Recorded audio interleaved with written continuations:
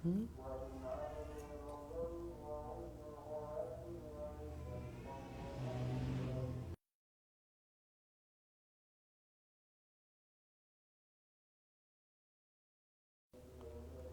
teman-teman. Kita tes dulu suaranya ya. Sama saya benerin ini.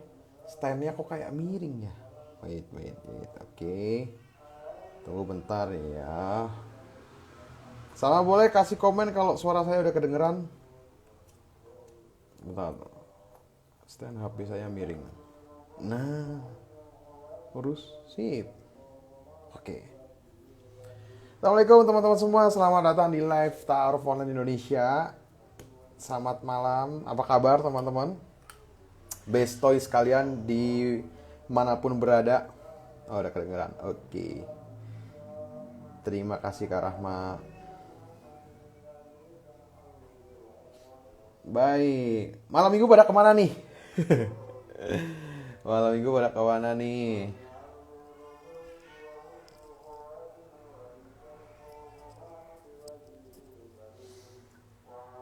Baik, Alhamdulillah kalau udah kedengeran kita langsung mulai saja tanpa berlama-lama. Bismillah. Assalamualaikum warahmatullahi wabarakatuh. Alhamdulillah. Asyhadu an la ilaha illallah wa la syarika lah. Wa asyhadu anna Muhammadan abduhu wa rasuluh. Qala rabbi shrah li sadri wa yassir li amri wahlul 'uqdatam min lisani yafqahu qawli. Alhamdulillah bisa bertemu dengan teman-teman Bestoy lagi dimanapun berada ya. Biasa saya Zaki akan menemani teman-teman semua buat ngobrol bareng dengan narasumber kita yang luar biasa ya, yang ditunggu-tunggu tentunya. Kemarin teman-teman juga udah pastinya udah lihat posternya ya, dan bahasan kali ini cukup menarik dan jadi isu banyak orang gitu ya, tentang lantas siapakah yang harus aku percaya. Wes.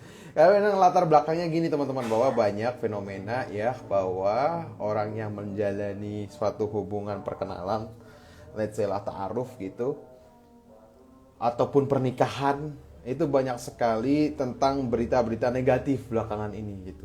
Sehingga kayaknya kok semua laki-laki sama aja gitu kalau yang perempuan. Kalau yang laki-laki, ya perempuan mah pengennya yang gitu-gitu aja. Nah gitu.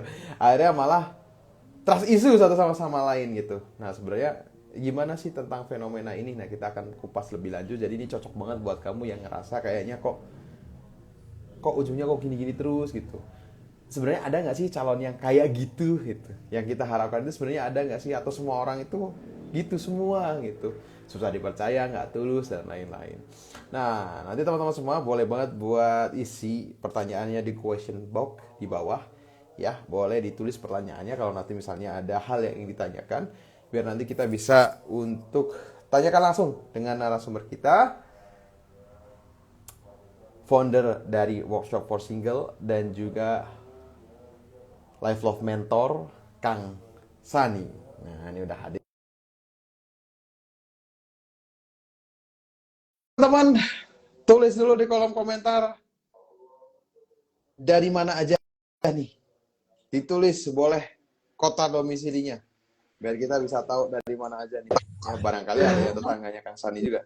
Halo, assalamualaikum. Assalamualaikum. Sementara Kang Saninya nanti. Ya, ini kembarannya. Ini mah. Kembarannya. Kembarannya. Gimana, Bro? Sehat? Sehat, Bro. Danu. Iya. Mas Danu ini ketua dari Workshop for Single. Masih ketua nggak nih atau pindah? Masih. Pastiin dulu. Masih ya. Saat ini masih. Alhamdulillah. Gimana kabar, Mas Zaki? Alhamdulillah sehat Mas Danu ya. Masya Allah. Iya, gimana nih? Awal ini. Betul. Anak sudah tidur. Lagi disuapin. Iya. Oke, baik. Alhamdulillah Mas Danu sudah bergabung dengan kita. Sembari nunggu Kang Sani, mungkin kita ngobrol dulu sama Mas Danu. Boleh. Boleh banget. Jadi teman-teman mungkin ada yang pengen tahu Workshop for Single itu apa. Jadi Workshop for Single itu salah satu komunitas yang bermitra dengan Ta'aruf Online Indonesia. Karena apa kok bermitra? Karena kita punya value yang sama. Pengen untuk agar muda-mudi yang pengen nikah itu punya persiapan yang matang gitu. Minimal aware dulu lah gitu, bahwa ini tuh penting buat disiapin gitu. Nah, tapi sebenarnya kayak apa sih Worsopor single itu sendiri? Mungkin boleh dikenalin sekilas Mas Danu, sekalian Mas Danu kenalan dulu lah. Boleh Ah ya, silakan. ya. Halo, halo Bestoy semua ya, yang dari Sabang sampai Merauke ya. Perkenalkan, gue Ade, eh, bisa dibilang sebagai ketua program dari Workshop for Single. Jadi Workshop for Single ini adalah program dari komunitas yang namanya Sobat Anasar atau biasa teman-teman kenal Sonar gitu. Nah, workshop for single ini adalah workshop cinta. Jadi buat teman-teman para single untuk mempersiapkan pernikahan. Jadi kenapa disebut workshop cinta? Ya pastinya akan ngomongin tentang hati, bahas tentang persiapan pernikahan yang ada hubungan sama cinta. Kurang lebih seperti itu Mas Zaki. Oh, Spill oke. dikitnya. Base campnya di mana? Base campnya? Base camp kita ada di Masjid An-Nasr, Bintaro Sektor 5. Gitu. Jadi buat Bintaro teman-teman Sektor yang 5. mau mampir, boleh banget ke Bintaro. Nah, mantap. Siapa di sini yang anak Bintaro atau dan Nah, sekitarnya? boleh tuh di kolom komentar siapa nih yang di daerah Bintaro. Oke. Mas Danu, kalau kalau di Iya, komunitas Workshop boleh. for Single sendiri sehubungan dengan tema kita malam hari ini gitu ya. Lantas siapa lagi yang bisa kupercaya gitu. Kalau di UFS sendiri gimana tuh keluhan-keluhan teman-teman ataupun masalah yang masih dialami sehingga kayaknya kok aduh harus sama siapa lagi nih yang bisa gitu. Ah, Apa sih belakangan ah. ini isu yang jadi kendala orang-orang buat persiapan nikah gitu? Nah, ini kenapa kita angkat ini karena memang isu ini banyak banget ya yang atau seperti kayak fenomena gunung es gitu lah ya. Ada di TikTok, ada rame juga di Instagram, apalagi juga di sekitar kita juga ada termasuk sahabat saya sendiri yang dia sudah berproses, terus qadarullah nggak lanjut, tapi akhirnya malah jadi hopeless gitu. Akhirnya malah nggak jadi nggak percaya gitu dengan proses ta'aruf. Akhirnya ya jadi pasrah gitu. Jadi ya udahlah, gimana nanti aja jodoh gue kayak gimana gitu. Jadi kayak nerima siapa aja yang datang gitu. Jadi segitu parahnya sih trust isu terkait yang siapa lagi yang mau dipercaya ini. Makanya kita angkat ini, Mas Zaki. Oke, jadi banyak yang bertaruh kemudian gagal, endingnya malah pasrah gitu ya. Betul. Dan pasrahnya malah parahnya ini ya, berarti ya nggak apa-apa lah siapa Hopeless aja jatuhnya. gitu ya. Betul. Jatuhnya jadi hopeless. Jadi udah nggak punya harapan lagi. Jadi siapa aja cewek yang datang atau cowok yang datang ya udah dia terima gitu. Asalkan masih napak kakinya ya. Iya, betul. Siapa aja lah ya. Saya mah Iya. sama yang mau aja lah. Nah, Oke. Teman-teman gimana? Teman-teman sendiri yang nonton ini pernah nggak dalam proses taarufnya baik di Taaruf Al Indonesia maupun bukan di Doi gitu sudah pernah proses tapi gagal? Saya nggak ada yang ngaku saya dulu ya. Saya juga ditolak awalnya guys ya, tapi ditolak semakin menyala saya mah bukannya malah tambah plus. kayak kayak Yamaha ya, semakin di depan ya. Iya dong ya. Eh, sama Mas Yaki, sama-sama pejuang pernah ditolak. Aman berarti kita Wah, berdua. Anda juga pernah ditolak ya? 5 kali Mas. Apa kita bikin komunitas baru nih? Boleh. Komunitas Pejuang patah hati ya. ditolak ya. Aduh. Malah udah gak single lagi nih mah ya. Jadi kalau yang baru baru sekali 2 kali terus nyerah itu kayaknya harus tanya-tanya dulu ke saya nih kayaknya. Semangat. Oke, baik ya. Ya, Tapi gimana? kalau dalam realitanya gitu, seberapa banyak sih, seberapa parah kasus yang pernah Mas Danu dengar mungkin ya dari lingkaran ataupun pertemanan terdekatnya tentang hopeless ini, sengefek apa sehingga sampai diangkat jadi tema tersendiri nih, mau dibahas nih sama luar biasa expert-expertnya juga yang bahas itu. Sengefek apa lebih kalau dari sekitar sih belum banyak ya. Tapi lebih ke sosial media ini yang Masya Allah banget ya.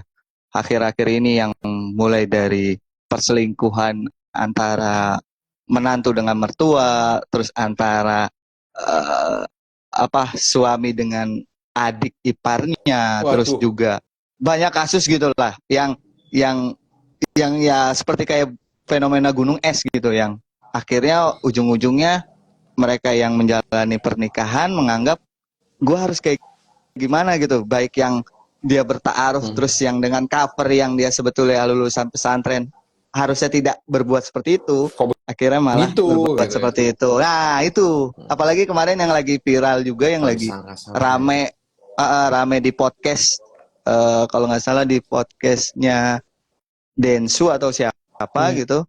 Ya dia bercerita bahwa si suaminya yang di Richard, dokter Richard itu dia ta'aruf 3 bulan awal, suaminya baik-baik aja, memang katanya sih lulusan pesantren, dan memang 3 bulan pertama itu rajin sholat dan segala macam ibadahnya bagus Wajar lah gitu ya. ya, ibadahnya rajin, wajar. Dan setelah 3 bulan kemudian nah baru tuh menunjukkan akhirnya ketahuan handphonenya bahwa dia sering jajan segala macam lah gitulah, nggak tahu jajan ciki atau jajan apa tuh dia Mungkin kayak gitu. check out Shopee ya, saya masih belum. Nah betul. Walaupun pikiran saya ke sana-sana ya. Iya. Bagus, Iya, bagus Nusa. lebih bukan bukan Shopee, kayaknya lebih ke Tokopedia sih. Kalau nggak salah kan Ah ya. infonya hijau sih aplikasinya gitu. Aduh. Jadi kayaknya Tokopedia itu check Teman outnya. teman-teman yang Nah, nggak tahu mending nggak usah tahu. Tetap mm, ada kepolosan itu. mm, Serius. betul. Oke, baik. Berarti memang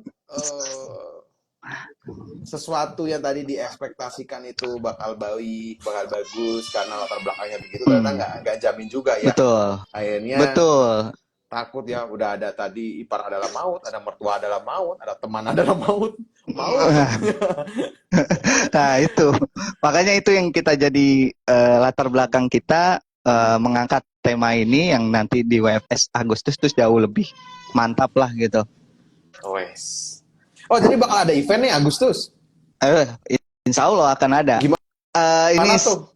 secara outline-nya masih agak mirip gitu bahas-bahasnya. Jadi makanya ini sesuai banget gitu loh sama apa yang lagi mau diomongin sekarang. Nih kalau ini tuh kayak di kulitnya aja kita tipis-tipis lah gitu. Gitu Mas Zaki. Oke, suara gue agak kecil ya. Coba cek ya, gini lah ya, mikrofon rakyat Ya. biasa warga sipil. Ya. Ada nggak kedengeran? Oke, jadi dalam waktu dekat bakal ada event. Itu offline atau gimana Mas Danu? Boleh digambarkan nggak eventnya kayak apa? Barangkali teman-teman bisa join nih Agustus ya. Eventnya itu offline di Masjid An-Nassar masih sama, yang mungkin Mas Jaki pernah datang juga ya. Nanti insya Allah akan ada 3 narasumber, dan itu akan membahas kalau latar belakangnya sendiri kita melihat fenomena angka perceraian nih yang naik nih, ya tinggi, tapi berbanding terbalik dengan fenomena pernikahan yang justru cenderung menurun. Nah itu yang menjadi latar kita. Nah bahasnya nanti akan bersama narsum-narsum yang keren banget nih. Pertama akan ada Ustadz Amar Arisalah, terus kedua ada Ustazah Aini Aryani, dan pastinya yang ketiga itu ada Kang Sani gitu, yang bahas dari sisi ta'arufnya. Kurang lebih itu aja, jangan terlalu detail gitu. Iya, biar Tipis-tipis dikepoin ya. ya, ya iya. Kasih lah dikit-dikit ya. Oke, jadi ada 3 narasumber utama ya, ada Ustadz Amar Arisalah. Nah, mungkin kalau yang teman-teman udah follow Toi, biasa ikut live-nya pernah lihat pasti di sini. Karena udah beberapa kali juga ngisi di Toi. Dan terus kalau tadi ada Ustazah Nur Aini ya? Aini Aryani. Aini Aini Aryani. Aryani. Nur Aini mah teman saya. Ya, saya pernah ketemu beliau. Beliau kan istrinya Ustadz Sarwat ya. Pernah Iya, betul. ketemu beliau di Semarang Masya dulu. Allah. Saya masih di Semarang, pernah MC acara beliau. Konsennya kan di fikih ya, beliau ya. Betul. Karena dia Mantap. founder juga dari rumahfikih.com. Oh, mantap ya, berarti kajiannya. Nah, Nah, ini ada yang pada tanya nih, gimana cara daftarnya ya? Bintaro dan sekitarnya merapat nih, acara offline kapan lagi? siap. Nanti akan di-pin komennya nanti, linknya. Mas Zaki. Oke, baik ya. Siap. Mungkin teman-teman yang masih, aduh, ikut gak ya, ikut gak ya? Nah, Nah, malam hari ini kita denger dulu gimana nanti kira-kira dari Kang Sani tentang fenomena yang tadi sudah di-spill sama Mas Ade. Nah, semoga nanti relate. Kalau relate, mending ke Bintaro lah ya. Bintaro sektor 5. Nah, teman-teman bisa langsung ketemu offline di sana, bisa ngobrol lebih banyak, bisa tahu lebih banyak. Ya, siapa tahu tadi circle tadi bisa saling menguatkan ya. Karena kalau pas hopeless betul. sendiri bahaya juga ya. Bahaya banget. Bukan bahaya lagi. Bahaya banget. Bahaya banget. Oke. Teman-teman pernah segalau apa nih yang nonton? Pertanyaan pertanyaan macam apa ini? Teman-teman ada yang masih galau ya teman-teman? Atau ada yang bercita-cita galau? Astagfirullah ya. Bercanda terus saya. Hati-hati soalnya sekarang. Banyak buaya-buaya berkeliaran soalnya. Oke. Ngeliat yang galau dikit langsung di ini langsung dapat Assalamualaikum langsung. ya. Gitu, Mas Zaki. Baik, alhamdulillah. Kang Sani nanti joinnya kapan, Mas Danu? Harusnya sih udah join ya. Tadi saya soalnya lihat atau sengaja nonton dulu jangan kita malah ditontonin nggak enak nih. Ditontonin sama guru sendirinya. Kayaknya udah standby. Coba saya invite. Nah, jadi teman-teman ada yang tanya kalau daftar taruh caranya gimana? Caranya gampang sekali. Tinggal klik link di bio, daftar. Assalamualaikum Kang Sani. Waalaikumsalam. Assalamualaikum Kang Sani. Wah, Salam. seru nih ya. 3 lelaki berkumpul. Oke, ngomongin Istimewa. saya ya. Itu mah jangan ditanya kan. Panas. Untung tadi nggak kelewatan ngomonginnya ya. Gawat. Oke, baik. Kang Sani. Apa kabar, Kang? Alhamdulillah. Baik. Mas Zaki sama Mas Ade gimana? Sehat Kang. Sehat Alhamdulillah. selalu. Semangat saya mah kalau ketemu. Ada yang pamer Selalu foto semangat. foto wisuda apa foto apa? Foto keluarga Kang. Oh, Keluarga istri. foto wisuda ya. Wisuda istri. Oke, alhamdulillah Oh, teman-teman iya. sudah hadir di tengah-tengah kita guruna kita Kang Alhamdulillah. Sani jauh-jauh. Gue jauh-jauh ya. Dari Kang Sani di Bintaro juga nggak sih? Iya. Bintaro di kamar sih, Bintaro. sekarang lagi di kamar. Bintaro Pride boleh komen ya teman-teman Bintaro. Iya dong. Kang Sani tadi kita udah sempat di-spill sama Mas Ade terkait dengan latar belakang masalah yang saat ini sering dialami sama teman-teman di WFS juga nih. Dan jadi rubik yang cukup menarik belakangan ini ya. Bahwa maraknya kasus negatif tentang relationship, kemudian tentang pernikahan, itu akhirnya orang-orang ngerasa kayaknya kok mending sendiri aja deh gitu. Karena nggak worth it juga lah membuka hati, berhubungan dengan orang gitu. Kayaknya kok kasusnya gitu-gitu lagi. Ditambah suatu film yang luar biasa fenomenal. Iya. Ipar adalah maut, tambah pada takut gitu. Nah sebenarnya fenomena ketidakpercayaan ini ya, banyak orang merasa sulit buat percaya terhadap adanya seseorang yang tulus, jujur dalam hubungan itu. Kenapa sih latar belakangnya gitu? Apa saja yang menyebabkan pola pikir demikian gitu? Penyebab orang berpikir sudah tidak ada ketulusan lagi dalam hubungan gitu. Iya. Iya. Wah ini mah udah nggak ada orang tulus, adanya mah yang pengen ini pengen itu, nggak jujur gitu. Ya Bismillah. Bismillahirrahmanirrahim. Eh, mau dibilang wajar ya nggak wajar ya. Mau dibilang kita ngelak bahwa enggak kok masih ada orang yang tulus, kayaknya bukti di lapangan banyak yang enggak gitu. Seolah-olah ke arah sana lah gitu ya. Nah, ya tentu arus informasi ya dengan adanya internet zaman sekarang nih udah belasan tahun terakhir semua orang bisa mengakses apapun yang terjadi di luar negeri, di yang tidak ada di wilayah dia gitu. Kalau dulu ada kasus kayak gini, perceraian, perselingkuhan, yang tahu hanya orang-orang dekat sama orang yang sangat terkenal karena diliput TV gitu. Dulu gitu ya.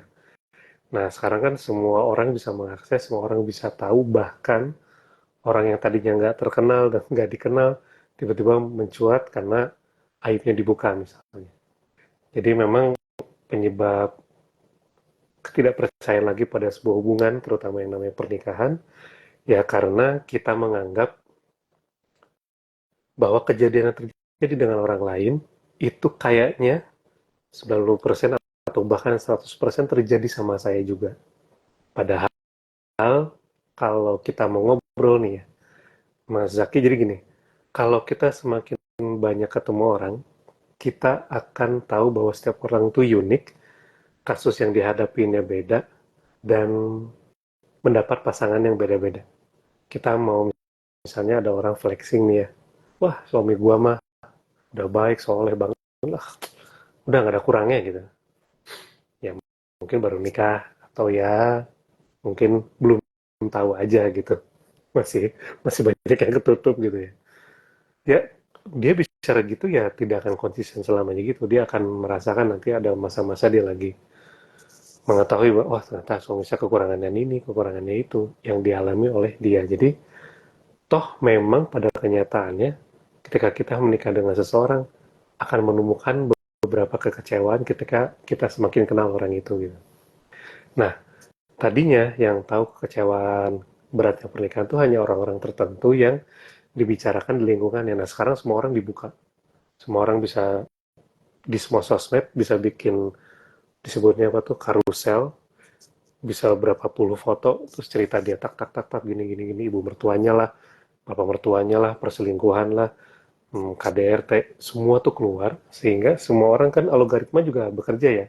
Ketika kita satu tema kita klik, dia akan terus-terusan keluar karena mungkin algoritma menganggap bahwa kita suka dengan tema itu, akhirnya keluar. Nah, beberapa bulan terakhir ya begitu.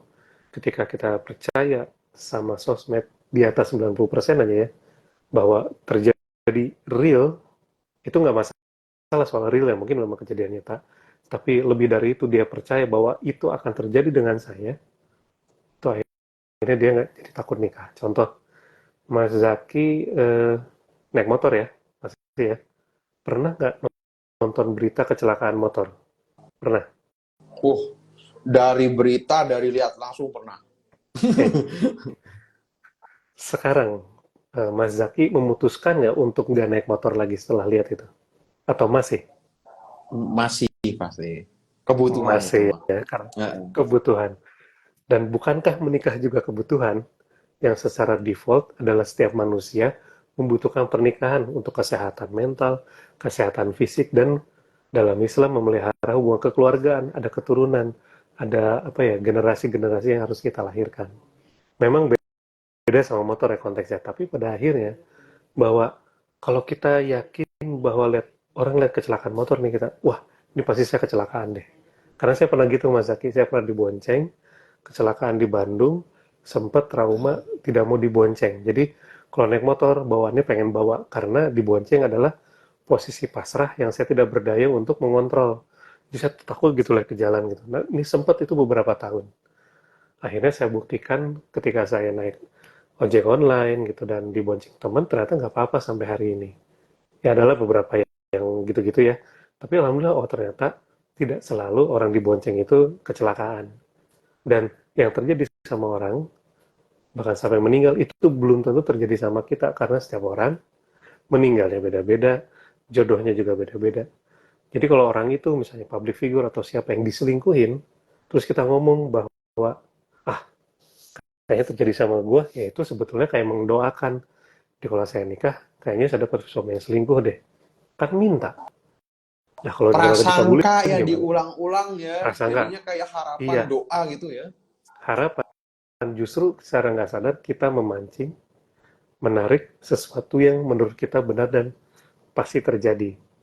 Oleh karena itu, nah, saking banyak ya diulang-ulang dia sampai kayak, nah, bener kan? Padahal di luar sana, mohon maaf, memang angka perceraian naik, angka pernikahan turun. Tapi yang bertahan pernikahannya tuh banyak banget. Misalnya sekarang di data nih, orang Indonesia yang sedang dalam pernikahan berapa? Ratusan juta kali ya mungkin ya.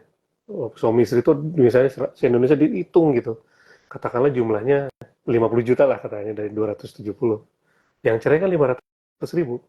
Kan nggak sebanding ya. Yang masih menikah dan bertahan sama yang cerai 500 ribu, ini 50 juta. Jauh banget. Nih contoh ya, saya nggak tahu. Belum cek data dari statistik nasional, BPS. Apa? Atau seperti apa sih eh, kondisi yang sekarang tuh yang cerai 500 ribu, yang masih bertahan sampai sekarang dalam bentuk pernikahan yang suami istri masih hidup bareng gitu, itu berapa? Saya yakin banyak banget. Nah, itunya nggak dilihat. Karena apa? Mungkin tidak menarik. Kenapa ya kok dia bisa harmonis? Mungkin dibaca, oh gini, udah aja. Tapi kalau yang ada konflik, kepersidangan, tuduh-tuduhan, saling buka aib, kayaknya seru banget sih emang. Kan bad news is good news bagi beberapa orang ya. Ya kan? Gitu. Dan itu mancing iklan ya bisa jadi. Bisa jadi ke sana clickbait atau dan lain-lain gitu sih. Jadi selain arus informasi, kita believe, punya kepercayaan bahwa ketika melihat kejadian orang lain itu seperti itu, kita yakin kalau kita masuk ke dunia pernikahan akan sama kejadian dengan orang itu, padahal kenyataannya enggak. Ya Mas Zaki aja, nggak mungkin di Toy nggak pernah lihat kasus perceraian, baca gitu kan, nggak mungkin. Pasti pernah, oh ini cerai, pasti dipelajari. Apakah ketika baca, aduh, nggak jadi deh, ini nikah. Bun, gimana ya? Nih saya kok nggak tenang ya tiba-tiba lah. Kenapa? Ini kan banyak nih istri-istri yang terintimidasi, akhirnya dia bukain HP suaminya. Kayak suami saya selingkuh, yang tadinya suaminya aman-aman aja tiba-tiba, nah kenapa jadi dituduh? Habis ini aplikasi kalkulator mana buka? Wah, aplikasi ojek online, aplikasi apa ya? Kemarin apa ya, ada salah satu ya yang di luar yang biasa kita pakai, dibuka semua. Padahal suaminya nggak ngapa-ngapain.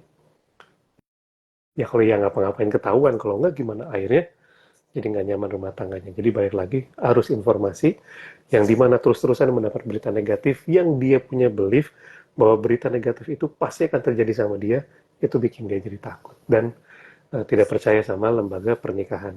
Kurang lebih gitu sih. Oke, berarti kalau dilihat dari faktor yang menyebabkan orang itu akhirnya nggak percaya dengan pernikahan atau merasa pasrah gitu, saat ini yang paling besar itu dari derasnya informasi ya, berarti ya, Kang. Lalu apa yang menjadi pembeda? Ada orang yang tadi kayak Kang Sani, mungkin awal takut lah ya, namanya juga habis jatuh dari motor gitu kan, ada trauma pasti gitu. Tapi lama-lama akhirnya berani lagi gitu. Tapi kan ada juga orang yang memilih untuk seumur hidup nggak bakal mau bonceng lagi, Kang gitu. Nah itu sebenarnya itu faktornya dari mana sih? Kondisi trust Uh, itu tadi tambah parah sama justru yeah. malah membaik gitu. Yes. Oke, ya Bismillahirrahmanirrahim ya teman-teman. Ini berdasarkan observasi pribadi, ketemu beberapa orang yang akhirnya terus percaya dan akhirnya menjadikan trust issue adalah orang yang biasanya tidak mau atau gini, tidak mau memperluas wawasannya atau dia membatasi dirinya, hanya informasi itu yang mau dia terima. Jadi di luar, misalnya dia suka sebut makanan mie instan ya, pokoknya di luar merek ini nggak ada yang enak, yang lain nggak enak. Padahal dia baru nyoba mie itu doang. Ini contoh aja ya. Yang lain nggak enak, atau dia nyobain motor, nggak ada motor lain enak selain ini. Mau coba motor yang lain? Belum. Lah, pokoknya kalau mau, misalnya nih, mau udara sejuk, itu pergi ke Bandung. Di luar Bandung nggak ada yang lebih sejuk dari Bandung. Padahal kalau mainnya ke Batu, ke Malang gitu ya, terus ke daerah-daerah tinggi ya gitu kan, banyak lah daerah-daerah di gunung-gunung itu banyak yang lebih sejuk dari Bandung malah gitu ya. Contoh, ini kan masih di Bandung kan ya, Mas Zaki ya? Iya, di Dieng Masih, contohnya ya. masih ya. Lebih Dia yang dingin gitu, lagi betul. dia. Lebih dingin lagi. Nah, apa? Dia tidak observasi secara luas, dia sudah memutuskan untuk membatasi diri dan mempercayai trust issue itu. Jadi itu keputusan dia. Bukan salah siapapun, entah itu, bukan salah, bukan gini ya. Itu tidak bisa disalahkan orang yang, bukan, tidak bisa disalahkan, bentar, saya takut salah persepsi. Jadi, intinya adalah memang ada kontribusi dari pihak luar, tapi kita sendiri yang pihak dalam yang bisa memilih informasi mana yang sehat untuk kita, mana yang tidak sehat untuk kita. Sama kayak milih makanan. Ya, ini juga saya lagi belajar makan lebih sehat, walaupun ya masih bandel, tapi lebih sering makan buah sekarang. Coba makan buah, sayur yang agak susah memang, tapi sekarang lebih sering makan buah. Jadi kita bisa memilih makanan yang kita asupan kita, mana yang sehat, mana yang enggak. Yang pada akhirnya penyakit kan rata-rata dari makanan salah satunya, selain dari psikis. Gitu, psikis dan makanan. Nah, untuk orang yang survive, yang akhirnya tetap berani menikah, karena dia melebarkan. Dia mungkin gini, masa sih semua orang kalau nikah tuh cerai? Masa sih setiap pasangan itu pasti ada perselingkuhan? Masa sih setiap pernikahan itu pasti ada KDRT? Kalau ada masalah, mah pasti. Ya udah, dia observasi. Dia tanya-tanya dan dia coba tanya ke keluarga atau suami istri yang harmonis. Dia survei, dia ngobrol. Kok bisa gini, kok bisa gitu, kok powerful sekali ya suami istri ini. Ya di tempat kami juga, di salah satu komunitas kami, itu suami istrinya powerful. Punya peran-peran masing di organisasi yang dimana dua-duanya ya berperan gitu. Saling backup. Kalau orang lihatnya itu, kok bisa ya suami istri kayak gitu ya? Ya bisa. Rahasianya ada banyak, masing-masing punya resep sendiri-sendiri. Nah, diperluas lagi, ketemu lagi suami istri yang lain. Akhirnya dia berkesimpulan apa? Oh, rumah tangga itu based on condition, itu tergantung bagaimana kita berperilaku di dalamnya. Rumah tangga itu bisa bahagia kalau kita menancapkan satu hal di dalam rumah tangga kita, dan itu akar paling dalam dan nggak bisa dicabut, namanya akidah. Karena kita tahu bahwa jodoh di tangan Allah, kita tahu bahwa selama kita ikut rules-nya Allah, ikut caranya Allah, atau dalam ta'aruf, ikut rules-nya Allah dan Rasulullah dengan tidak melakukan hal-hal yang tidak baik sebelum nikah, kita percaya bahwa ini baik untuk kita. Kan kepercayaan itu beda-beda, ada orang yang trust issue, enggak, ta'aruf juga banyak yang cerai, memang banyak, memang ada, karena memang ta'aruf tidak menjamin 100% kebahagiaan pernikahan. Faktanya memang begitu. Tapi setidaknya dengan ta'aruf kita bisa belajar lebih baik dalam mencari tahu tentang pasangan, lebih memancing keberkahan sebelum pernikahan. Setelah nikahnya tentu ilmu ta'aruf sama pasca ta'aruf itu beda gitu.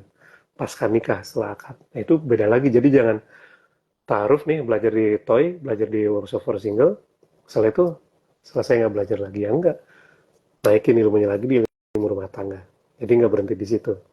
Nah, balik lagi, orang yang observasi, dia networkingnya luas, temennya banyak, dia mengkolek data banyak, intinya objektif, ya, itu insya Allah trust isunya tidak akan sekeras orang yang subjektif, kalaupun ada. Dan biasanya dia lebih survive, kayak, ya udah, oh, memang perselingkuhan itu terjadi karena A, B, C, dan D. Oh, berarti saya harus menyelesaikan ini. Akhirnya dia berusaha, dia latihan, supaya itu tidak terjadi, bukan dihindari malah. Karena dia tahu bahwa nikah itu memang kebutuhan, sebuah naluri yang memang ada dalam manusia yang Allah fitrahkan, dan setiap manusia itu butuh menikah sebetulnya. Betul, apalagi di zaman sekarang. Gitu sih kurang lebih beda ya. Oke, baik. Berarti memang bahwa faktor eksternal kayak derasnya informasi, persepsi orang lain, kemudian apa yang disampaikan orang lain terhadap gambaran pernikahan itu sendiri memang memberikan pengaruh ke kita. Tapi lagi-lagi kita yang punya kendali tentang diri kita ya. Mau telan itu mentah-mentah atau tadi objektif gitu ya. Diseleksi mana yang memang harusnya jadi pembelajaran gitu ya. Nah, Kang, ini kan kalau ngomong-ngomong trauma, bukan trauma ya, tapi ketidakpercayaan gitu. Isu ketidakpercayaan. Pasti kan kebanyakan orang itu kan pengennya bentar. Gue butuh waktu sendiri dulu. istirahat dulu lah gitu. Nah, tapi kalau itu berlangsung lama, efeknya apa sih gitu? Bakal, tapi Oh, ya break ya. karena kan kadang kan kita boleh sedih tapi jangan lama-lama. Mentor-mentor kan sering ngomong gitu Hmm. ya. Gitu. Iya, Emang iya. kalau lama kenapa efeknya gitu? Sehingga nih teman-teman biar tahu nih, urgent loh buat buru-buru Hmm. recover gitu. Kalaupun kamu sekarang Hmm. galau, nggak percaya gitu, ayo kita Hmm. recover gitu. Kenapa kan? Oke. Em, Hampir setiap orang memang butuh waktu itu ya. Termasuk saya pribadi, saya ada waktu-waktu tertentu untuk kayak diem dulu, mikir gitu ya. Istirahat dulu deh. Seharian nggak ngapa-ngapain selain mikir apa gitu ya. Ada yang dikerjakan tapi tidak, intinya tidak mencari nafkah lah, kasarnya gitu. Ya udah aja di rumah beres-beres, ngobrol terus ngapain ya, ngopi gitu, nonton. Emang ada hari ya. Waktu-waktu begitu ada. Saya pengen istirahat dulu, saya pengen menenangkan diri dulu. Oke. Nah, itu kan kalau misalnya nih kita nggak ngasih batas waktu terhadap hal tersebut, jadi udahlah ya pokoknya sehealingnya aja gitu, tidak diusahakan untuk ada batas waktu dan tidak kita target sampai kapan kita kayak gini. Itu sama kayak, tapi ini kamar mandi zaman dulu ya. Tahu kan bak mandi ya. Saya nggak tahu, mungkin di rumah teman-teman sekarang udah nggak ada kali ya, adanya pancoran gitu ya. Nah, jadi ini seperti kita mendiamkan bak. Coba deh kalau misalnya bak mandi atau ngisi air di ember, diemin aja sebulan, 2 bulan, 3 bulan. Pasti di bawahnya ada, kalau bahasa saya dulu, sedimentasi kalau di kuliah saya dulu. Jadi sedimentasi di bawah ngendap. Nah, kira-kira si airnya jadi bersih nggak? Pas kita mau ngambil, wah, jadi butek gitu kan, biasanya gitu ya. Karena dia apa? Karena air itu secara fitrahnya, dia currency apa ya, kalau uang itu currency, ini jadi berputar gitu. Jadi kalau air Siklus gitu ini ya. berputar, siklus, mengalir. Nah itu, kalau air mengalir itu pasti lebih bersih daripada air yang mengendap. Begitupun manusia. Kalau manusia tidak mengalir, diem aja, oke lah sebentar gak apa-apa, kayak kita break dulu deh, misalnya sakit hati banget sama perempuan yang kemarin, sakit hati banget batal nikah sama laki-laki yang kemarin, sakit hati karena lamaran ditolak, sakit hati karena si cewek ini ngajuin taaruf ditolak sama cowoknya misalnya. Oke, break dulu nggak apa-apa. Oke, tapi target aja. Oke, dalam 1 bulan ini saya mau fokus kerja dulu deh. Bulan depan saya mau start untuk jemput jodoh lagi. Ya udah gitu. Izinkan diri untuk lakuin itu. Karena apa? Pada dasarnya setiap orang nih efeknya nih, begitu itu ngendap. Nah, kalau udah ngendap bahaya. Yang kayak tadi, akhirnya kalau ngendap, pikiran buruknya masuk, yang pada akhirnya dia ngerasa bahwa gue nggak butuh nikah deh kayaknya. Nggak percaya dengan lembaga nikah. Yang lebih parah lagi, dia sebarkan ke semua orang bahwa nikah itu adalah sumber masalah. Percaya deh sama gue. Lu udah nikah belum? Belum, kan lucu ya. Kalaupun dia udah nikah, jadi gini, ini kayak rapid testnya aja ya. Kalau dulu di COVID ada rapid test, nah, rapid test kebahagiaan pernikahan seseorang, Mas Zaki bisa tes, teman-teman bisa tes kayak gini. Ketika minta nasihat pernikahan dari dia, misalnya gini contoh, ini gue mau nikah nih, pengen nikah lah tahun depan lah. Lu ada nasihat buat gue nggak, nikah tuh nanti gimana? Kalau dia cerita gini, kalau mau nikah itu jangan siap sama senang-senangnya doang. Ya memang kita kalau nikah jadi bisa pacaran, jadi bisa apa. Tapi harus siap sama ini, wah nanti suami kamu gini, nanti istri kamu begini, wah nanti suami bangun tidur ternyata, wah nguap gitu, garuk-garuk perut. Istri kamu ternyata ngoroknya kenceng misalnya, ternyata kalau di rumah dia gini, ternyata suami kamu bau badan, dan bla bla bla. Pokoknya banyak gak enaknya deh. Belum kalau lagi mertua kamu orang tua jadi 4 loh. Ternyata 2, nambah 2 mertua. Pusing gak tuh? Kita langsung bisa menilai kualitas pernikahannya gimana. Tapi kalau jawabannya gini, Masya Allah, mau nikah tahun depan, yakin tahun depan, nggak tahun ini aja. Ya, kalau nikah tuh gini, siapin gini, memang kita akan ada pertengkaran, ada perselisihan, tapi itu biasa, justru itu yang bikin kita pernikahan naik level.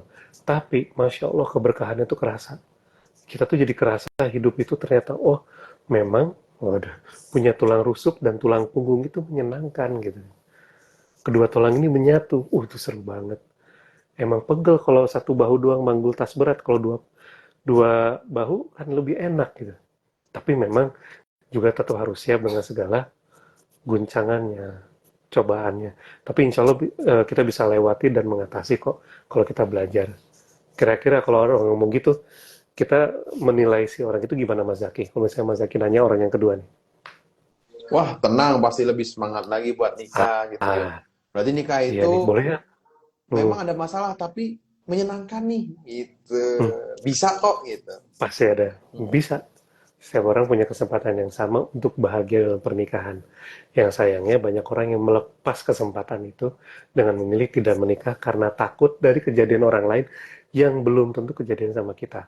Orang lain bangkrut, jatuh miskin, terus kita jangan buka usaha, ntar ikutan miskin kayak dia. Gimana sih? Dan jadi ingat Itu kan orang lain. dulu, Iya, mm, dulu ada yang ngomong gini Kak, jangan nikah, nanti besok jualan pop es gitu. Kata emang saya tuh parah banget. Emang kenapa kalau jualan pop es gitu ya? kenapa? Iya, kalau jualan Bapak es seharinya laku 1.000 cup kan bagus, 10.000 cup gitu. Lah iya, gitu lah paling Mas Zaki, kurang lebih. Oke, baik ya. Berarti memang jeda seperti itu wajar ya untuk Wajar, wajar. kita galau, terus kita Hmm, mau hmm, pengen self healing dulu, diem dulu hmm, sejenak, wajar. Tapi jangan kelamaan gitu, karena tadi ya ya. fitrahnya memang harus gerak gitu, harus langsung recover gitu ya. Nah, memang sekarang itu nggak dipungkirin ya, tadi pembukanya bagus banget Kang Sani. Langsung bahas tentang arus informasi. Memang sekarang kayaknya standar hidup itu ditentukan sama FYP gitu. Dari IG, ada Reels, dari TikTok, ada FYP gitu ya. Nah, sebenarnya itu gimana sih cara kita untuk stepnya? Mau nggak mau ini kan dimasukin ya ke dalam diri kita ya, berita-berita negatif tadi, ataupun yang kebangetan bahagia, kan ada juga kan.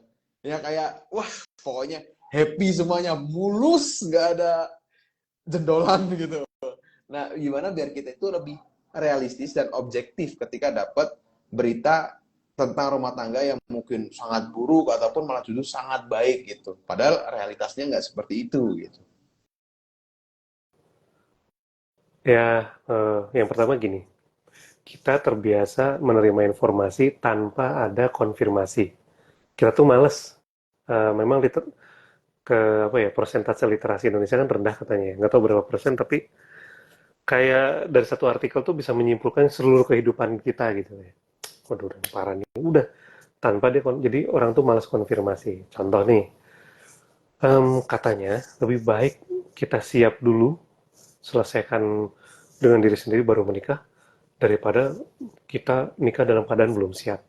Betul nggak? Betul. Tapi kan ini kayak kita menafsirkan sendiri-sendiri kan. Berarti kalau nggak siap, mending kita jangan nikah. Satu sisi benar, tapi kan pertanyaannya dilanjutkan. Harusnya dilanjutin tuh. Pertanyaan berikutnya adalah, emang kapan siapnya? Kan gitu. Contoh, kenapa Mas Zaki belum nikah?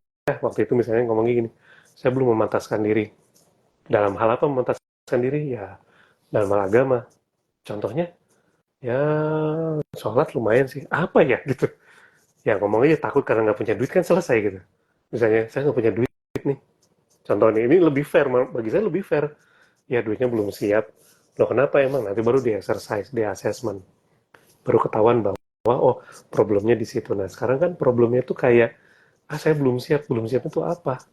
Ketakutan itu nggak disingkirkan. Jadi dia berlindung dibalik ke quotes-quotes yang bagus itu untuk dia menghindari pernikahan. Padahal siap atau tidak, gini, padahal ya kalau ditanya Mas Zaki aja waktu itu, berapa persen siap waktu itu menikah sama istri, berapa persen dari semua segi ya, dari tiga hal dalam pernikahan, akil balik, ilmu pernikahan, sama secara nafkah atau ya finansial, itu berapa persen siap waktu mau nikah, kira-kira aja. Kalau saya kira-kira 80-an lah. Hmm. 80, mungkin nggak 100%. Enggak sih. Nggak Pasti mungkin. ada Nah, takutnya. itu dia, pasti masih ada. Banyak orang yang menganggap bahwa belum siap itu adalah belum siap 100%, padahal nggak akan sampai ke sana. Kan 80% itu apa? Ya finansial tercukupi, tapi ada ketakutan lain. Nanti tinggal di mana ya, kalau tinggal sama mertua gimana ya? Saya dari Semarang harus pindah ke Bandung misalnya gitu. Nanti sama Toy gimana ya? Alhamdulillah ternyata Gurunda Ustadz Yopi, oke nih, bla bla bla segala macem. Terus akhirnya tetap berjalan kan sampai hari ini. Atau ketakutan lainnya yang mungkin nggak usah diungkapin di sini ya. Ternyata kan setelah nikah, oh bisa nih disiasatin. Karena memang kadang orang nganggapnya 100% siap, dan itu salah. Gimana kalau kita taaruf sambil mempersiapkan diri? Nah itu yang nggak disiapin sama orang-orang.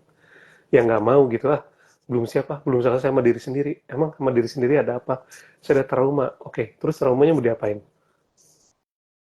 Dipelihara akhirnya. Karena apa? Karena dengan trauma itu dia bisa bilang sama orang-orang bahwa dia tidak siap nikah. Ya, akhirnya dia menghindari pernikahan. Tahu nggak Mas Jaki, ujungnya di mana? Tebak kira-kira orang itu kenapa nggak mau nikah? Alasannya finansial, alasannya nggak siap lah. Tahu nggak ujungnya apa? Tebak Mas Jaki, boleh? Boleh nggak? Ini bukan benar salah, tapi cobain aja. Ujungnya tahu nggak apa? Kenapa orang banyak alasan buat gak nikah? Sebenarnya kenapa Yes. itu? Hmm, Karena dia takut tadi. takut. Oke, takut lihat informasi ya, orang yang takut cerai, takut KDRT, takut bla bla bla. Atau Gitu karena ya, dia nggak yakin ya berarti ya? Sama pernikahan itu karena dia sendiri nggak ya? yakin.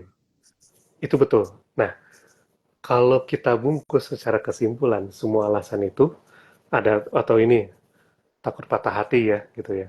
Atau ini, wah Masya Allah ilmunya daging katanya, Masya Allah.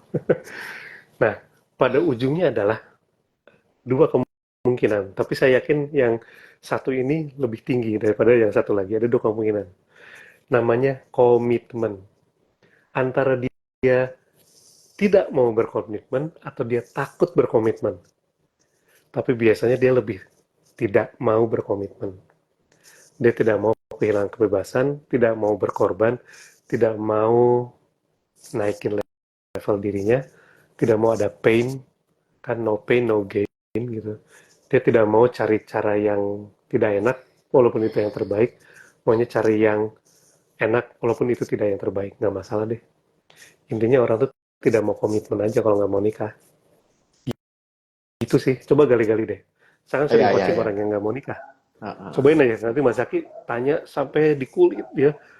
Orang itu di coaching sama Mas Zaki, ujung-ujungnya tuh tidak mau berkomitmen atau memang dia takut. Bisa saya mau komitmen tapi saya takut gini-gini, mungkin gitu. Tapi rata-rata dari takut pun akhirnya tuh jadi nggak mau gitu. Ini nggak mau, pengennya bebas aja gitu. Nggak mau terkekang gini gitu, gimana. Saya udah coba cari. Tapi lucunya di beberapa perempuan, ini unik banget. Ya antara lucu atau unik. Unik aja deh ya, jangan lucu ya. Mereka ngerasa, aduh saya tuh udah lama nih coba jodoh gini, nggak dapet terus. Nggak ada yang ngajak taaruf nih sama saya. Rata-rata udah ngambil kelas private saya, itu rata-rata ternyata mereka di beberapa tahun terakhir itu setidaknya ada 3 atau 4 laki-laki yang ngedeketin. Rata-rata. Hampir saya nggak temukan bahwa 5 tahun terakhir nggak ada sama sekali yang ngajak taaruf atau ngajak nikah, nggak ada. Atau nyatain perasaan tuh nggak ada mas. Hampir semua kalian saya yang perempuan nih, yang ngeluh. Nggak ada yang deketin, nggak ada yang ngajak taaruf, dia mah enak, cantik. Kalau cantik mah enak ya kan, saya mah kan nggak cantik gitu. Terus saya korek tuh, ngobrol 1 jam. Itu minimal 2 cowok tuh pernah deketin dia. Tapi dia tolak, karena dia tidak sesuai selera. Yang ternyata yang tidak sesuai selera dia itu adalah orang yang dia butuhin justru. Iya, iya, ternyata waktu itu kenapa saya nolak dia ya gitu. Itu banyak banget Mas Zaki. Entah takut berkomitmen atau emang tidak mau gitu. Banyak hal-hal yang unik dalam dunia perjodohan ini. Dalam dunia taaruf. Atau ini apa, nggak mau nikah trauma, nggak suka KDRT, kasar. Ya pada intinya gitu. Kenapa kita nggak berpikir bahwa gini-gini, oke, sebelum ke KDRT. Saya pernah ikut ujian coaching waktu itu untuk ngambil apa, ujian coaching paling dasar pernah hampir 10 tahun yang lalu Mas Zaki. Dan itu kalau kita tidak lulus, jadi kita ngambil 2 hari course, jam 8 sampai jam 6 sore, hari pertama, hari kedua jam 8 sampai jam 10 malam, 8 pagi. Jadi 12 jam lebih. Di hari kedua kita dites sama yang lebih senior dari kita, para coach yang sudah jadi. Dan kalau kita nggak lulus, itu kita nggak dapat sertifikatnya. Kalau nggak dapat sertifikat, artinya apa? Entah ngambil course lagi, atau kita harus ngejar coachnya ke kantornya dia, yang which is susah sekali dikejar. Ini 10 tahun yang lalu. Waktu itu, sebelum mulai tes pada maghrib tesnya, sholat maghrib saya ngobrol sama temen. Waktu itu mental saya masih rapuh ya, saya ngobrol sama teman dari Surabaya, teman baru itu baru kenal, ngobrol. Setelah sholat maghrib itu saya sempat nyeletuk sama dia, gimana ya mas ya, kalau nggak lulus repot juga ya, harus ngejar coachnya, harus gini-gini. Terus dia ngomong gini, ah mas Ani, daripada mikir nggak lulus, mending mikir gimana caranya supaya lulus. Oh iya juga ya. Kenapa mikirin kalau nggak lulus gimana? Kenapa nggak mikirin gimana caranya supaya lulus? Akhirnya saya lulus di sekitar hampir jam 9 pas setengah 10 malam. Tapi saya nungguin teman-teman sampai selesai, dan dari 8 peserta waktu itu yang ngambil course itu, ambil pelatihan coaching itu, yang nggak lulus tuh satu apa dua gitu. Dan itu saya berulang kali salah ulang lagi. Sampai break dulu ya bentar ya. Soalnya bisa dulu, terus minum dulu, kayak makan dulu, udah makan dulu gitu. Udah diberi lagi sama coachnya. Di motivasi supaya lulus. Begitu lulus udah selesai. Oke, masuk nih. Alhamdulillah ternyata bener. Gimana caranya lulus? Saya lihat orang lain dulu. Oh gitu ya. Ada yang satu kali atau dua kali coba langsung lulus. Oh ternyata gitu caranya. Saya coba. Kan kalau kita nge-coaching orang, salah satu hal yang nggak boleh kita lakukan adalah memberikan saran sama orang itu dan melakukan pertanyaannya sesuai step by step pakai metode GROW. Goal, um, reality, option, sama way forward. Dulu inget banget, saya nggak tahu sekarang metodenya masih dipakai atau enggak ya. Itu kalau kebalik, atau saya ngasih saran dikit aja gimana kalau masak kayak gini, itu langsung gagal. Karena di coaching murni itu nggak boleh kita ngasih saran sama orang. Oh itu setengah mati tuh. Nah, kata-kata itu pengen saya kasih ke teman-teman nih yang tadi takut KDRT. Daripada menghindari pernikahan karena takut di KDRT, gimana caranya mendapatkan menjemput jodoh terbaik dengan cara yang baik, dapat ridho Allah, dapat berkah dari Allah. Setelah menikah, belajar lagi gimana supaya tidak kena KDRT. Kenapa itu? Kenapa nggak ngelakuin itu aja? Kenapa pilihannya adalah menghindari pernikahan, bukan menghadapi pernikahan dan belajar supaya pernikahan kita harmonis? Gitu. Gitu aja sih, menjawab pertanyaan yang tadi ya. Iya, Bintaro jauh. Nginep lah di Bintaro sekali-kali tuh ya. Zaki aja dulu dari Semarang ke Bintaro ya. Iya. Ngebis pernah, kereta pernah. Gitu. Keren lah pokoknya. Mantap. Baik. Tadi menarik ya, bahwa ada selentingan daripada mikir gagalnya, kenapa nggak dipikirin gimana caranya lulus? Iya, sesederhana itu sebenarnya ya. Sederhana sekali ya. Tapi memang berarti circle tadi cukup berpengaruh ya. Kalau kita misalnya kumpulnya tadi ya, di orang yang ditanyain kalau nikah gimana, jawabannya negatif. Dia terus kemudian sekolah HP logaritmanya juga negatif gitu kan. Kan akhirnya berkubang ya dalam informasi-informasi yang negatif tadi gitu. Nah ini mungkin beberapa teman-teman yang pada join ini ada link. Kalau misalnya mau ikutan program WhatsApp for Single yang ada di Bintaro offline acaranya, nah boleh akses link berikut gitu. Nah kenapa WFS ini akhirnya dibentuk, Kang Sani? Apakah ini saya jadi salah satu wadah juga biar nanti teman-teman punya circle? Kemudian nih di Agustus ini ada topik apa sih gitu buat teman-teman yang tertarik buat join nih? Iya. Ya, sebenarnya teman-teman, jadi ini kan diselenggarakan di Masjid An-Nasr ya, di Bintaro, yang dimana di bawah program komunitas anak mudanya atau pemudanya, yaitu Sonar ya, Sobat An-Nasr. Jadi punya program, ada dua program sebetulnya Mas Zaki. Ada sister program gitu, maksudnya satu komunitas ada program yang brotherhood lah gitu, atau sisterhood. Selain workshop for single, kita juga punya roadmap to akad. Nah, bedanya, konsepnya berbeda. Kalau WFS namanya workshop for single, jadi workshop yang dimana di situ ada yang namanya workshop tentang ta'aruf, teknis ta'aruf khusus. Nah, di WFS yang nanti, bulan Agustus, kita same dream, same mind. Gimana caranya kita mendapatkan orang yang sefrekuensi, dan juga intinya menghilangkan ketakutan-ketakutan dalam pernikahan. Dan juga nanti bisa dijelaskan lagi oleh Mas Ade ya. Lalu juga bisa mendapatkan atau menjemput jodoh dengan cara yang baik dan mengetahui ini orang ini kira-kira terbaik untuk saya atau enggak sih. Dan banyak lagi yang dibahas. Nanti Ustazah Ain dari sisi fikihnya, Ustazah Marisalah juga dari sisi Islamnya. Kalau saya lebih ke teknis ta'arufnya. Itu workshop for single. Nah, kalau roadmap to akad itu konsepnya training. Jadi ada training dia. Nah, ini roadmap to akad minggu depan nih, bisa cek di Instagram WFS juga ada, di Sonar ada, atau di Roadmap to Akad ada. Jadi training, jadi ada pelatihannya, ada latihan komunikasi, ada ngomongin value, ada ngomongin apa ya namanya, saya nggak tahu ya nanti bahasanya apa, tapi akidah for single. Jadi single tuh ada akidahnya ya, akidah dalam tanda kutip ya, akidahnya ya, bukan berarti bikin agama baru. Jadi begitu. Nah, untuk tanggal 25 nanti same dream, same mind. Gimana sih supaya kita nyaman menjalankan taruh, menjalankan rumah tangga. Itu dari awal tuh bisa disamakan gitu. Jadi nggak takut lagi dengan mendapatkan informasi yang lebih sehat, atau ya makanan yang lebih sehat untuk nutrisi otak kita, sehingga yang namanya takut nikah itu nggak ada. Tapi kita bersiap-siap dalam menikah, berhati-hati dalam menikah itu benar. Tetap kok harus ada rasa-rasa apa ya, bukan takut ya, rasa-rasa bahwa kalau saya tidak melakukan ini ada ancaman. Kan manusia itu bergerak salah satunya kalau ada ancaman ya. Kalau kita nggak melakukan ini ya mungkin kita di KDRT, diselingkuhin.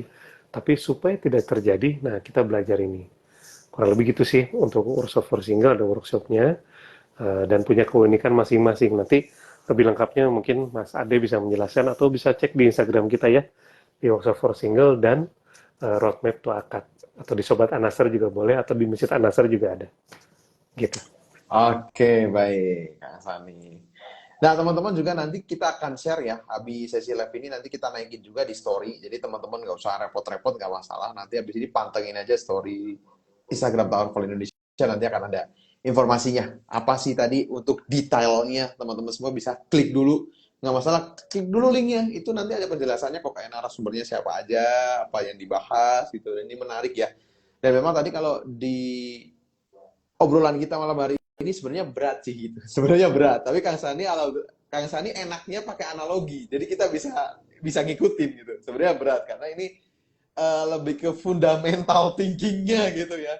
Gimana caranya tadi buat ngapus seluruh masalah tadi ya, sama Kang Sani dikasih pondasinya nih, jebret gitu. Nah, jadi buat teman-teman yang bisa datang offline langsung ke Bintaro, mending diamanin dulu seatnya, bisa langsung daftar ya. Dengan demikian maka di tengah gempuran informasi yang banyak yang negatif ini, paling nggak kita udah nginstal dulu nih standar yang akan dijadikan acuan untuk memfilterisasi segala hal-hal yang tadi akhirnya mempengaruhi daya tangkap kita tentang banyaknya informasi negatif. Dan bonusnya bisa punya circle yang positif. Jadi kalau pas masih galau, loyo gitu ya, bisa kontak Kang Sani, mau konsultasi privat juga bisa gitu ya Kang ya.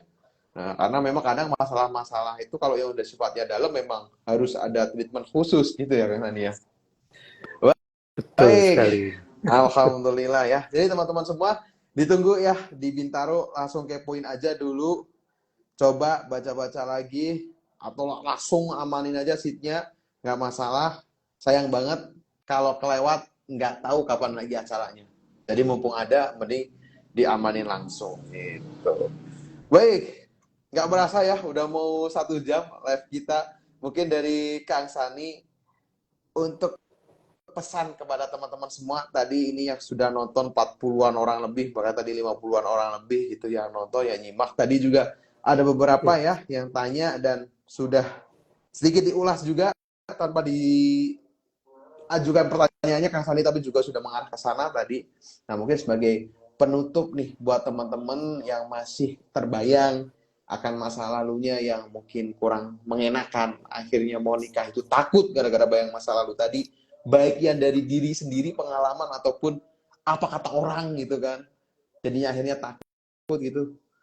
Apa nih nasihat buat kita semua Kang Sani biar bisa move on gitulah, bisa bersiap lebih baik lagi. Oke.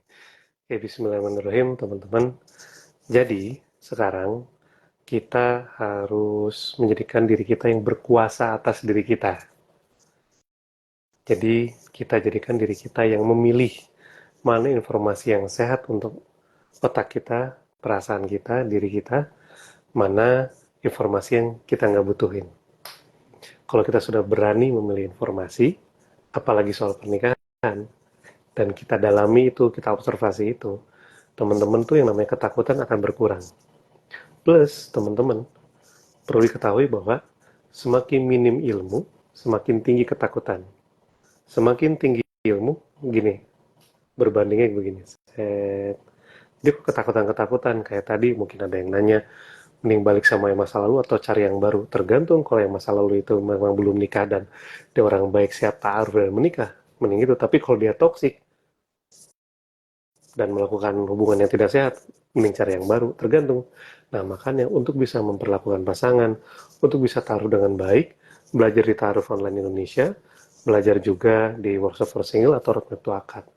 Semakin banyak ilmu, semakin sedikit ketakutan. Mas Zaki, saya yakin sekarang pasti ngerasa, saya nggak tahu ya, kalau dari wajahnya happy terus, dari pertama, dari belum nikah juga udah happy. Tapi saya ngerasa nih auranya lebih happy lagi, karena ilmu pernikahannya terus bertambah, betul ya? Karena pasti gurundanya, Ustadz Yofi, dan teman-teman di Toy, pasti ngasih ilmu-ilmu baru. Jadi semakin banyak ilmu, semakin hilang ketakutan. Nah, kalau teman-teman takut nikah, berarti ilmu pernikahan teman-teman belum bertambah. Benar nggak kalau kita mau jalan ke satu tempat, mau ke gunung, mau ke laut, itu bisa jadi kita ketakutan karena kita bawa apa ya? Tapi kalau kita udah pernah ke sana, kita tanya orang yang pernah ke gunung, pernah ke laut, kita nggak akan takut lagi. Atau lagi kita pergi sama orang yang pernah ke sana, tenang, gue tahu jalannya. Pasti kita tenang, aman. Jadi kalau kita bertanya pada orang yang tepat, mendapat informasi yang tepat, ilmu yang tepat, ketakutan akan hilang dengan sendirinya. Kurang lebih gitu sih, Mas Zaki. Oke, baik. Alhamdulillah, terima kasih Kak Sani atas penjelasannya ya. Dan dari sini kita dapat banyak insight, terutama yang paling penting adalah tadi poin terakhirnya tuh yang disampaikan bahwa semakin tinggi ilmunya, ketakutannya bisa semakin rendah. Dan juga berbanding terbalik, kalau ilmunya makin dikit, takutnya makin banyak karena banyak yang nggak tahu gitu, jadinya takut gitu. Nah, makanya Workshop for Single mengadakan workshop mulai dari road to akad ya tadi ya, seminggu lagi itu preparation yang sudah disiapin materinya dari mulai start sampai akadnya nanti gimana udah disusun semua. Nah, kalau buat teman-teman yang udah pengen tahu, sebenarnya nggak usah ada calon dulu, nggak masalah sih, saya juga dulu gitu karena biar tahu mappingnya justru gitu, jadi ikutan aja. Nah, kalau yang ada di link di bawah ini itu nanti Agustus teman-teman semua. Jadi boleh ikut biar nanti bisa dapat ilmu. Saya yakin pasti ada poin-poin yang penting yang dalam keseharian kita mungkin belum kita sadari. Karena nanti yang ngisi juga expertnya luar biasa. Multi sudut pandang ya dari pengalaman dan background masing-masing. Ada Ustadz Amal Risalah, ada Ustadz Aini, dan juga ada Kang Sani. Itu stylenya tuh beda semua, makanya menarik, bagi saya juga menarik gitu. Jadi nanti bisa Seru saling banget. mengisi. Mudah-mudahan bisa datang ya Mas Zaki. Siapa Amin, tahu bisa mampir. amin. Kita Baik, Mas Ade nih berduet mau lagi. nongol lagi Ya nggak? coba Mas Ade, nongol lagi nggak nih? Lagi nidurin bayi kalau nggak. Oke, baik ya. Coba. Oh ada tuh. Mas Ade, ini kalau teman-teman yang mau pada daftar, gimana nih?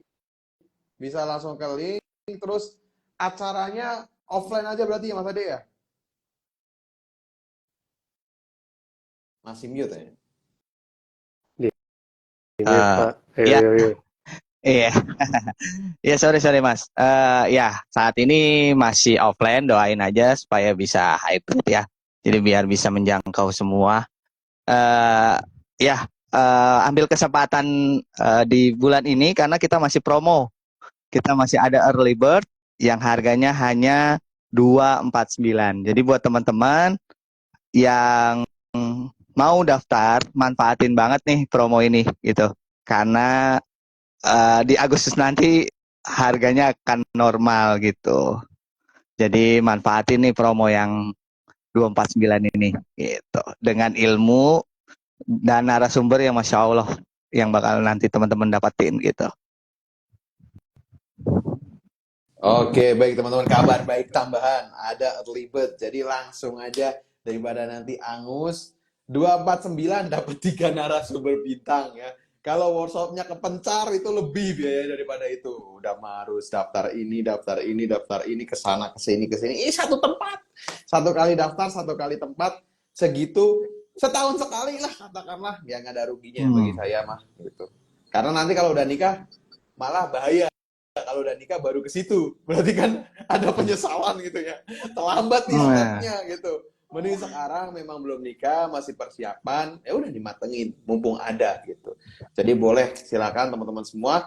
Kalau yang belum pengen join karena jauh, tapi tetap pengen berkontribusi, ikut share lah gitu. Siapa tahu nanti teman-teman yang lebih dekat, yang memang butuh, atau bahkan jauh mau datang, wah, luar biasa. Nanti bisa menjangkau. Jadi biar circle kita ini penuh dengan manfaat dan bisa lebih lebar lagi teman-teman. Jadi jangan berpikir bahwa informasi yang kita terima sekarang berhenti di kita. Jangan sampai seperti itu. Di-share, nggak apa-apa. Di-share, ini kayak gini dapat insight apa. Di-share, di-tag Kang Sani, WFS, Kawan Indonesia. Semoga bisa jadi wasilah buat orang-orang yang belum tahu, biar pada tahu. Oke, itu ya. Terima kasih Kang Sani, Mas Ade atas kesempatannya buat bisa ngobrol di Kawan Sama-sama. Indonesia. Dan insya Allah Sama-sama. teman-teman semua Mas Zaki, ditunggu di makasih Mas Zaki. Bintaro ya untuk event WFS. Insya Allah semoga bisa bertemu di kesempatan yang lebih baik ke depannya. Kita tutup dengan Amin. doa Insya kafatul Allah, majlis. Subhanakallahumma wa bihamdika asyhadu an la ilaha illa anta Kemudian astaghfiruka wa dikasih atubu ilaik. astagfirullah. Terima kasih teman-teman semua. Buat yang pengen tahu ta'aruf ala Indonesia lebih jauh, bisa klik link di bio, bisa download aplikasinya, bikin CV-nya, langsung bertaruh. Dan langsung juga belajar dulu, karena ta'aruf nggak bakal semulus itu kalau kita nggak punya bekal ilmu yang cukup. Sama itu, Assalamualaikum warahmatullahi wabarakatuh. Assalamualaikum warahmatullahi wabarakatuh. Izin pamit ya. Assalamualaikum warahmatullahi wabarakatuh. Izin Ketemu pamit lagi. semua.